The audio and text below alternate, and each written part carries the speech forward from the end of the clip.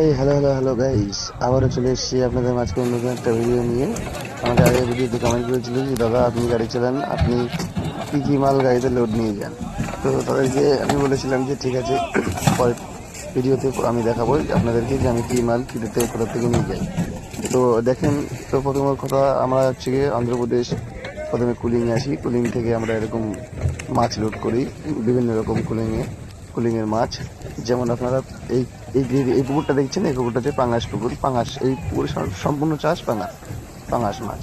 এই সাইডে একটা আছে রূপচাঁদা মাছ, তার সাইডে আর একটা আছে হ্যাঁ আপনার কাতলা, তার সাইডে আর একটা আছে রুই। এরকম সম্পূর্ণ বিভিন্ন রকম চাষ নিয়ে আমরা লোড নিই। কুলিং থেকে লোড নিয়ে এই অন্ধ্রপ্রদেশ থেকে মাল নিয়ে আমরা আসাম, নাগাল্যান্ড, ডিমাপুর এসব জায়গায় খালি করি। হ্যাঁ, তো অবশ্যই যদি আপনাদের ভালো লেগে থাকে, লাইক, কমেন্ট, শেয়ার ও সাবস্ক্রাইব করে যাবেন।